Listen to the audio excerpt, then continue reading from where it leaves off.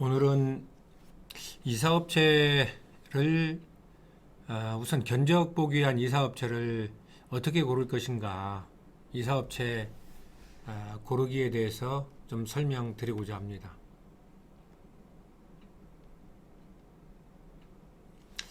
우리가 견적 이사업체를 선정하려면 언제쯤 우선 선정해야 될까? 통상적으로 그 이사일이 확정되면 바로 그 이사업체를 알아봐야 되는데, 특별한 사정이 없다면 한 1개월 전에는 선정하는 것이 좋습니다. 그리고 손 없는 날이라든지 월말 이런 특별한 시기에는 적어도 한 2달, 많게는 3달 전에 선정할 필요가 있겠습니다. 손 없는 날은 음력으로 9일과 10일, 19일과 20일, 29일과 30일이 손 없는 날이죠.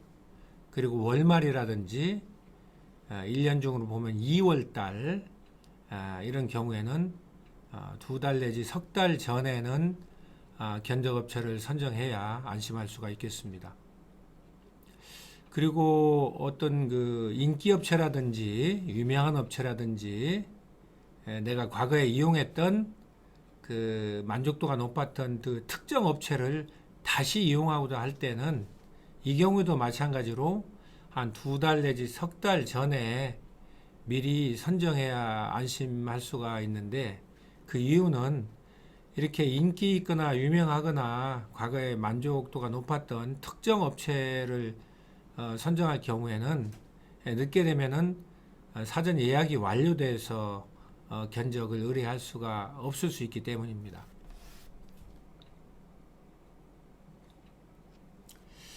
그러면 이러한 그 견적업체는 어떤 방식으로 선정하는 게 좋을 것인가? 만약에 과거에 이사를 했는데 정말 마음에 들었던 이사업체가 있다면 그 이사업체를 다시 선정하는 게 가장 최상이라 하겠습니다. 이거는 한번 사용해서 이미 품질에 대해서 검증이 됐기 때문에 재이용하는 게 가장 좋다고 하겠습니다. 이웃이나 지인으로부터 소개받는 것도 아주 추천할 만한 사항입니다. 왜 그러냐 하면 실제 최근에 이사를 했던 이웃이나 지인들로부터 소개받는 경우에는 그 이사업체에 대한 품질이 어느 정도 보장이 되기 때문입니다. 그 다음에 입주민 카페라든지 지역 맘카페 등 그 후기 글을 좀 참조하는 것도 추천을 하는데요. 입주민이나 지역 맘카페의 경우에는 대부분 실제 후기가 올라온 경우가 많아서 신뢰성이 좀 높다 하겠습니다.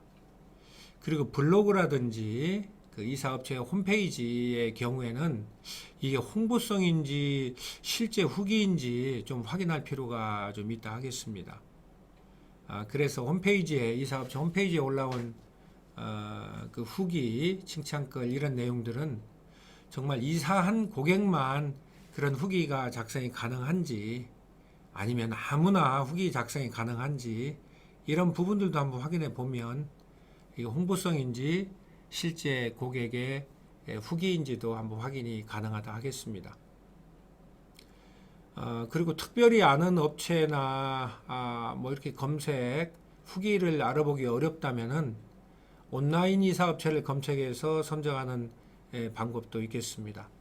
인터넷 포털 네이버라든지 다음이라든지 구글 이런 걸 통해서 포장이사 그 키워드 검색을 하면 굉장히 수많은 업체가 떠오를 겁니다.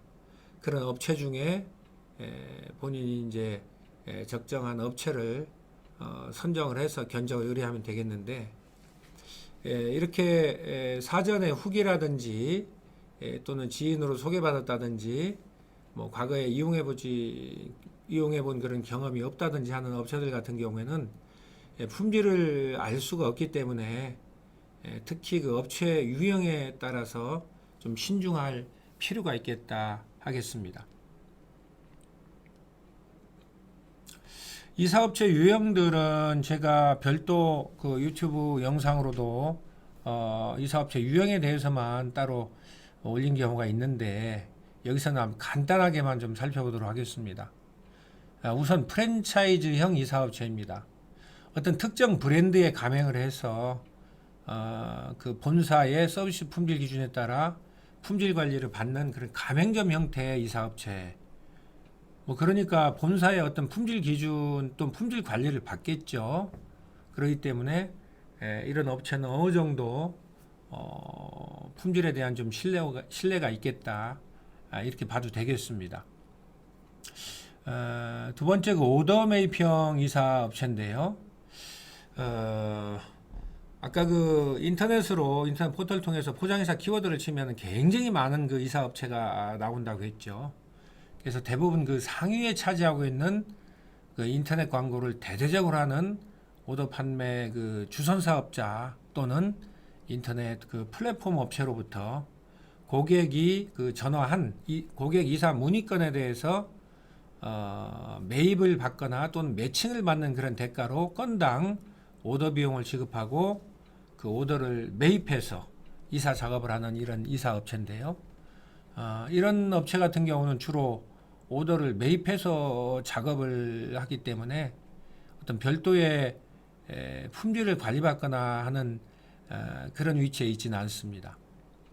일반형 이사업체는 앞서 설명드린 프랜차이즈형 그 가맹점 형태의 업체도 아니고 어떤 대형 그 주선 사업자나 플랫폼 업체로부터 어떤 이사 그 비용을 주고 고객 문의건을 구입하는 그런 업체도 아니고 자기 스스로 홍보나 광고를 통해서 고객의 개별적인 문의를 직접 유입받아서 이사 작업을 하는 일반적인 그런 이사 업체를 말하겠습니다.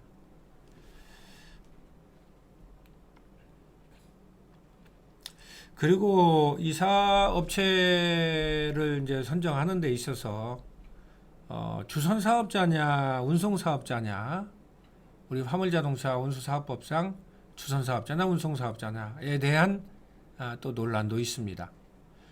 주선 사업자는 고객과 운송 사업자의 중간에서 고객과의 그 운송 계약을 운송 사업자와 중개를 해주거나 또는 대리 역할을 하는 그런 그 권한이 있는 사업자이고, 또 주선 사업자 스스로 어떤 운송 사업자의 어떤 운송 수단, 화물차가 되겠죠.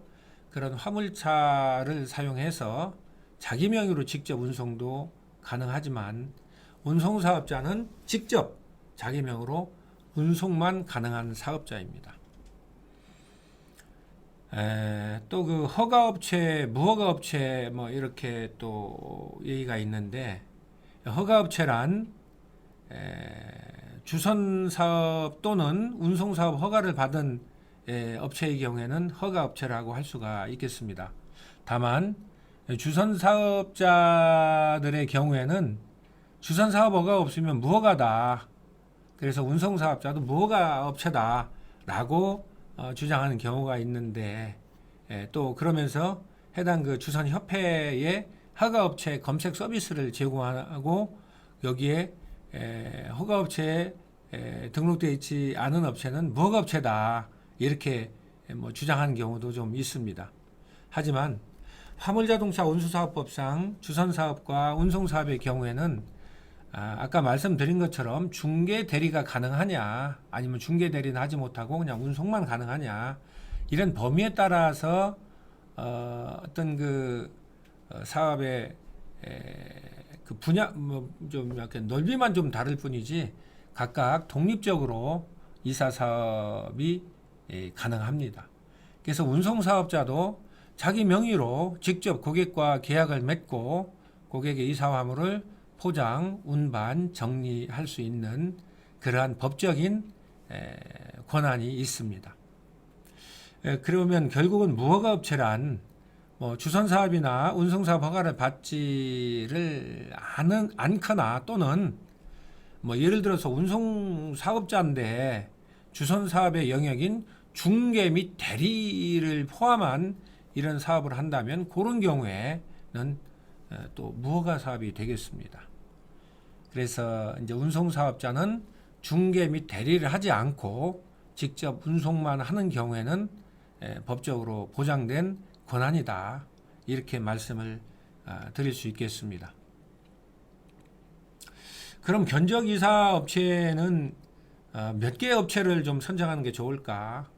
통상적으로 한 3개 정도 업체를 비교 견적하면 이사 물량이나 이사 비용에 대해서 계략적인 내가 이사 물량이 어느 정도 되는구나, 이사 비용이 어느 정도 되는구나 추측이 가능하기 때문에 5개, 10개 이렇게 과다한 비교 견적은 불필요하다 하겠습니다. 오히려 그 과다 견적을 하게 될 경우에 개인적인 그런 정보 유출이라든지 그 많은 그 견적을 보면서 어떤 시간 비용이 추가로 들어가는 그런 좀 불필요한 일이 발생할 수 있다 하겠습니다. 그런데 이제 본인이 과거에 이사를 했던 또는 지인 이사하는 데 가서 봤더니 정말 잘하는 이사업체가 있다라고 한다면 굳이 세계 이사업체까지도 비교 견적할 필요가 없이 단독으로 견적을 의뢰하는 것도 한번 고려해 볼 수가 있겠습니다. 다만 이제 단독으로 견적을 받는데 본인이 과거에 이사를 했던 그 경험에 비추었을 때 비용이 너무 과다하다고 생각된다든지 물량이 너무 과다하다고 이렇게 좀 의심이 된다든지 한다면 그때는 추가로 또 견적을 해도 되겠죠. 통상적으로 이 견적은 무료로 제공이 됩니다. 무료로 제공은 되지만 실제 이사업체에게는 비용이 들어가는 겁니다. 아까 그 오더 매입형 그 이사업체 같은 경우는 견적 의뢰를 한 건 받는 순간 예를 들면 3만 원이면 3만 원, 4만 원, 4만 원 이렇게 비용이 들어갑니다. 그렇기 때문에 그 견적 갈 때마다 그 오더 비용이 있고 또 가는 교통비, 오는 교통비, 견적 보는 시간 이런 것들을 종합적으로 보면 많은 비용이 들어갑니다.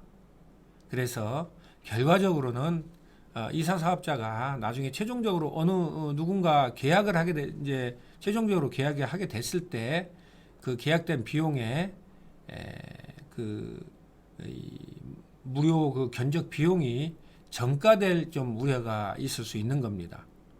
그래서 과다한 비교 견적은 결과적으로 이사 사업자의 그 어떤 비용 증가를 유발을 하고 이사 사업자의 비용 증가가 되면 최종적으로는 이사 고객에게도 이사 비용 상승하는 한 요인이 될 수가 있습니다.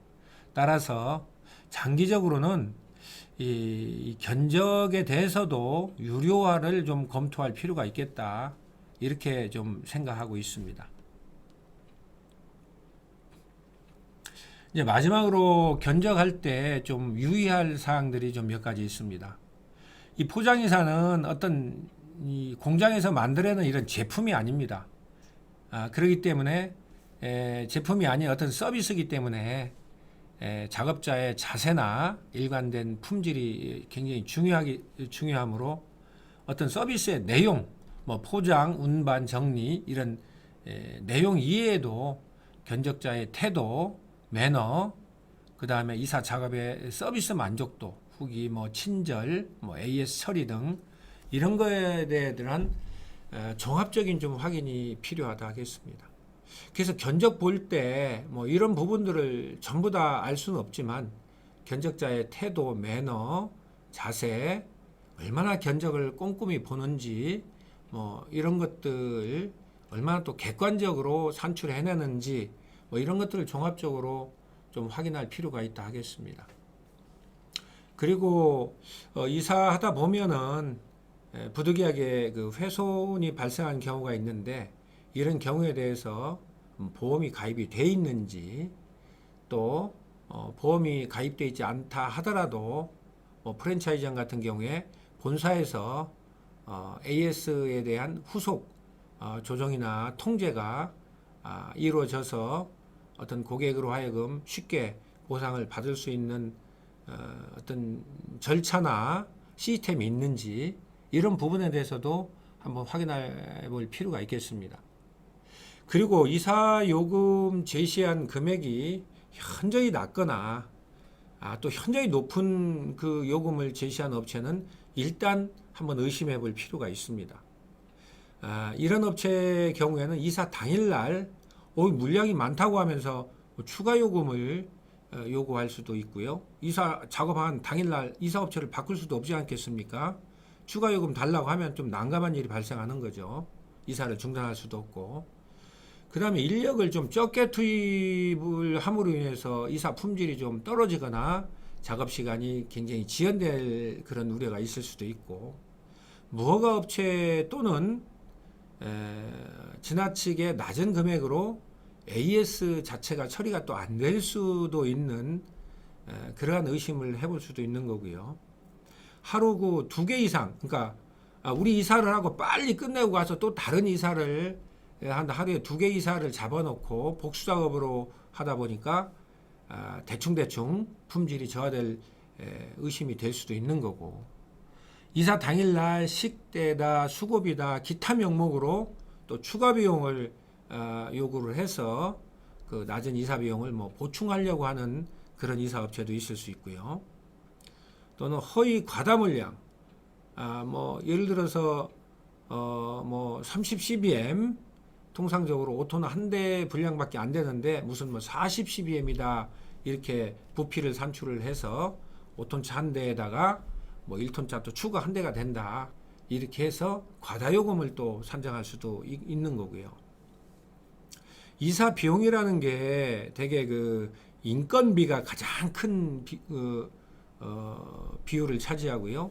사다리차 등 이런 장비료, 그 다음에 포장이사 비용, 요 거의 보면 요 세 가지 유형이 이기 때문에 이사 비용은 큰 차이가 나기가 어려운 구조입니다.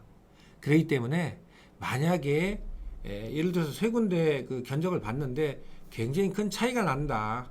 예를 들어서 굉장히 이사 비용이 낮거나 이사 비용이 높거나 그럴 경우에는 부실 서비스가 될 우려가 있거나 아니면은 일단 계약을 따놓고 이사 당일날 추가 요금을 요구해서 이러지도 못하고 저러지도 못하는 그런 분쟁이 생길 수 있을 수도 있고, 또는 바가지 요금을 씌우는 그런 상황이 있을 수도 있습니다. 그리고 만약에 그 버리고 갈 물건이 있거나 아니면 그 집에 그대로 놓고 가는 물건이 있다든지, 아니면은 어떤 전문 뭐 대형 아주 초대형 TV라든지 기타 어떤 특정 그 물건에 대해서는 아주 외부 전문 업체 뭐 의뢰할 계획이라든가 그런 것들을 견적 시에 미리 얘기를 해주면 이사 물량이 축소가 될 거고, 축소가 되면 당연히 이사 비용 절감으로 좀 이어질 수 있겠습니다. 전화나 온라인 뭐 견적만 진행하게 되면 실제 이사 당일날 이사 물량 오차가 생길 수가 있습니다. 뭐 그게 뭐 이사 물량이 적으면 뭐 관계 없겠지만, 이사 물량이 오히려 뭐 물량이 증가되는, 계획보다 증가되는 이런 일이 발생하면 차량도 추가해야 되고 또 이사 시간도, 작업 시간도 늘어나고 하는 걸로 인해서 비용 추가 문제가 대두될 수가 있고요. 그러다 보면 이삿날 이사업체와 고객 간의 다툼이나 분쟁의 여지가 있을 수가 있습니다. 그렇기 때문에 가급적이면은 아주 소량의 이삿짐, 예를 들어서 뭐 1톤차, 용달차 한 대 분량도 안 된다든가 하는 아주 소량의 이삿짐이 아닌 그런 경우를 빼고는 방문 견적 서비스를 이용하는 것이 좋겠습니다. 원래 계약까지 가려면은 이 견적 업체를 어느 견적 업체를 선택할 것인지, 견적할 때 뭘 주의해야 되는지, 그리고 이사 요금 구조가 어떻게 되고 이사 요금이 적정한지 뭐 많은지 판단하는 기준, 그 다음에 실제 계약 단계까지 갈 경우에 주의해야 될 게 뭐가 있는지 여러 단계별로 좀 다양한 내용들이 있습니다. 근데 오늘은 견적 업체를 선정하고 견적 과정에서 유의해야 될 사항 여기까지만 하고요. 이사 비용에 대한 구조, 그 다음에 계약 시에 주의해야 될 그런 사항에 대해서는 추후 별도로 설명드리도록 하겠습니다. 예, 감사합니다.